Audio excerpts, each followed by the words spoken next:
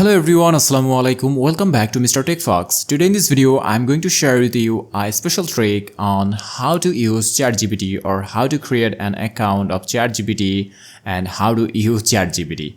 So normally you have to open your Chrome browser first. So after then you have to visit chatgpt.com and you will see an interface like this. So normally you have to create an account if you want to use the special features of it. On the other hand, if you want to use normal features of ChatGPT, then you don't need to log in with your email and password.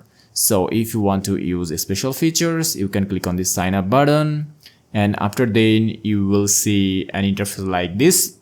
You can create your account using your Google Mail or Microsoft Mail, or normally you can use your default email address and press on this continue button and enter your password, and after then just log in with your email and password and you will see an interface like this. Normally chat here very easily.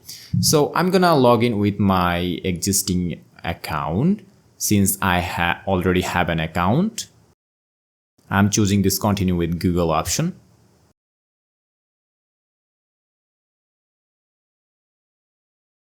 And here you can see that it's gonna be a new account of me. So I'm gonna enter my full name here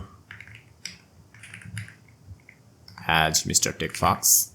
And I'm gonna choose a budget here and press on this continue button. And it's our new account. Similarly, you can also create your own account with your Gmail or entering your email address.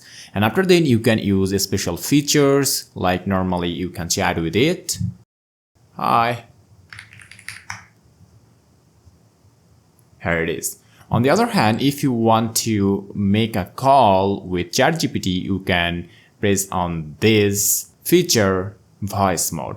If you click on this, you can connect with it like a phone call. So that's all about today's video, how you can create a ChatGPT account and message with it and phone call with it. See you in the next video. Till then, Allah Hafiz.